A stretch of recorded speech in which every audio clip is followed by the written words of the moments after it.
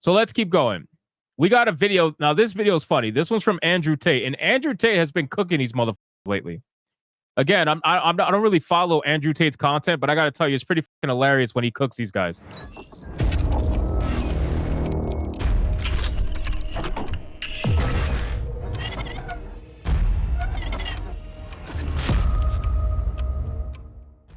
Because I know people go after him all the time, so I think it's amazing when he goes after them. But let's check out this particular video and see what he's got to say. We heard from Sneeko. Let's hear from Andrew Tate. Here we go. So Mr. Beast's tranny friend, he's been caught talking to kids, trying to fuck children. Surprise, surprise. God, didn't see that one coming. We're starting off so fucking strong. Can you give me a warning, shit, so I can I throw a sensor in there? Can I throw fucking shit, man? Fucking hell. I don't blame him, though. What's amazing to me about this whole scenario? That nobody seems to point out this guy's name, Mr. Beast. Do you think that's a bit of a strange name?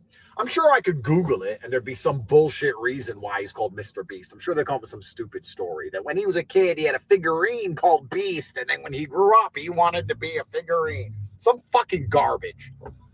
Why would the largest YouTube channel with an affinity towards children in the world be named after the beast from the devil? Why would that happen? Is that a coincidence? Considering the fact that you don't get to become the largest YouTube channel in the world without permission from the Matrix, because they throttle the accounts they don't like, and they take subscribers off, and they prevent the accounts that tell the truth from getting views. If you're getting that many views and that many subscribers, it's because they're pushing you to the front with the algorithm. They want the kids to see you. And by coincidence, this account they want the kids to see is named after the beast. And these are the same people who openly admit they're coming for your children. They chant it in the streets at LGBT parades. We're coming for your kids, because the LGBT agenda has no future without your children. They can't have kids. They can't reproduce. They need your kids. They need to come and take yours. And they're open about it. And they put their flags everywhere. They have their month. And they put all their bullshit propaganda in schools to try and convince kids to do all this insanity and confuse children. So just really quick, he's 100% right in terms of them not being able to reproduce.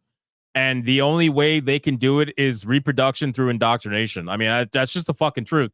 That's the reason why we're constantly dealing with this nonstop bullshit in every form of entertainment everywhere, right? As crazy as Andrew Tate is, he's literally just laying it on exactly how 99% of the people see it in this country.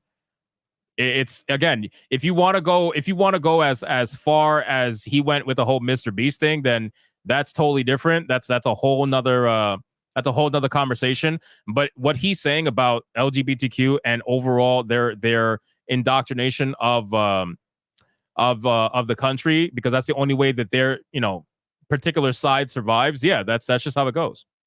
That's how it goes. And but we're also, you guys got to understand too, man, there's so many gay people out there, and a lot of them watch my stream too, ironically, as much as these crazy psychos don't want to admit that.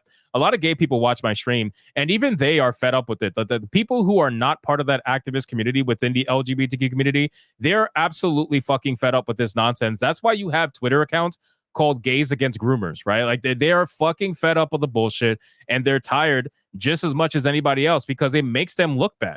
It really makes them look bad. It makes them look extremely bad, having to be tied to the same fucking psychos who are into doing stuff like this.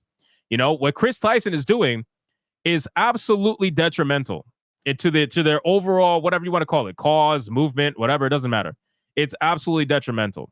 But let's keep going. Children, and at the same time, the largest YouTube channel aimed at children in the world. Now, coincidentally, one of them becomes a tranny who tries to fuck kids, and that's being normalized. And it's all called the Beast, and it's an accident? It's definitely not an accident. He's got a point there. And again, I know he's going really far with the Mr. Beast label and everything like that, but it's absolutely not an accident. Don't get it twisted. It is not a fucking accident. Call me a conspiracy theorist. Seems pretty fucking obvious to me what they're doing. And I've explained in my previous videos that you don't get to the top unless you sell your soul. And you can sell your soul by being evil or just being ignorant. You can be like this Mr. Beast kid, and you can just sit there and go, oh, I didn't know. My friend just became a tranny, and I just say what they tell me to say, and I don't know, or just play ignorant. But he knows what he's doing. He knows it's wrong. If he had any semblance of honor, he would rename his channel. Why not? Right? You're big enough to get through a rebrand, friend.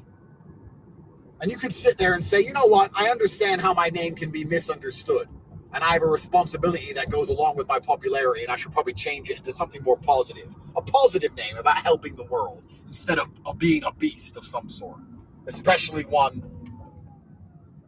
the beast from the Bible itself in a Christian country, America. Well, to be fair, you know, Mr. Beast is he's probably extremely complacent in the entire situation, right? He's not going to sell out someone who just trans themselves, bro. Like you got to understand that. Not that you got to agree with it, but you got to understand that there's no fucking way Mr. Beast is going to throw Kris Tyson under the bus and risk his entire brand. There's no way. Mr. Beast cares more about his global brand than he does about the fact that he has a psycho tranny on his team. He just does, because ultimately what's going to happen is that YouTube pushes him out regardless. Whether people unsubscribe or whatever, YouTube will put Mr. Beast on everybody's homepage. It doesn't matter. So people can be upset, people can be angry, they could dislike all his videos, but people they'll be forced to have him on their homepage. And then any kind of dissent, any kind of I guess you can say difference of opinion, any kind of disagreement over the whole thing will get silenced, right? And it's all because he is trans. So he has to he's probably in a situation where he has to kind of just take it. That's just the truth of it. He has to just take it. As sad as that is, I genuinely believe that Mr. Beast has to just take it. But I'll be curious, because now with these allegations, he's going to have to respond. I can't imagine a world where Mr. Beast ignores these allegations, right? He ignored all the backlash that happened when Kris Tyson trans themselves. He ignored it. He made like one statement, one very small statement about everybody's welcome, blah, blah, blah. You know, typical bullshit. But I gotta imagine, I should say, that he's gonna have to say something.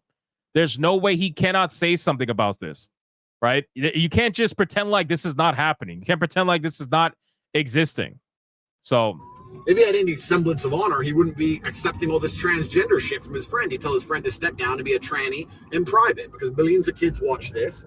And regardless of my personal views, even if I personally support your transgenderism, there's going to be some young children who watch this show who's going to get confused by what you're doing, and we might cause some distress. In fact, lifelong, life-altering decisions might be made based on the fact that you are being a dumbass. So let's keep this away from children. He didn't do that because I think you're assuming whether or not Mr. Beast actually agrees with it or not.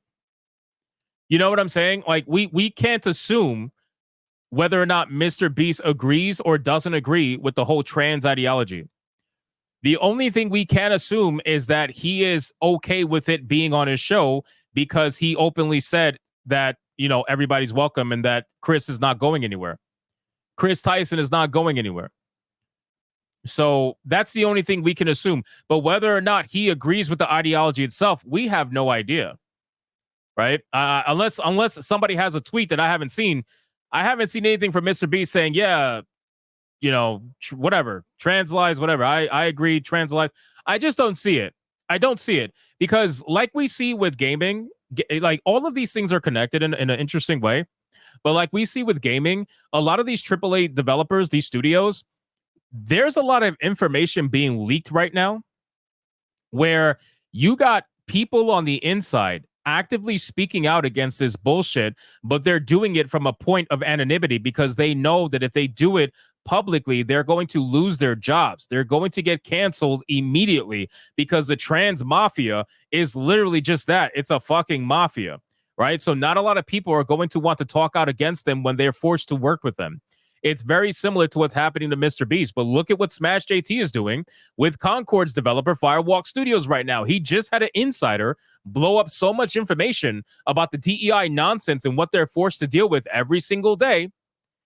People are tired of it, but they can't speak out against it very easily, right? It's not as easy as people think to just speak out against it and risk your job, especially when you got a family to take care of it, and most not, right? So the trans mafia is 100% capitalizing on that fear when it comes to big channels like Mr. Beast, right?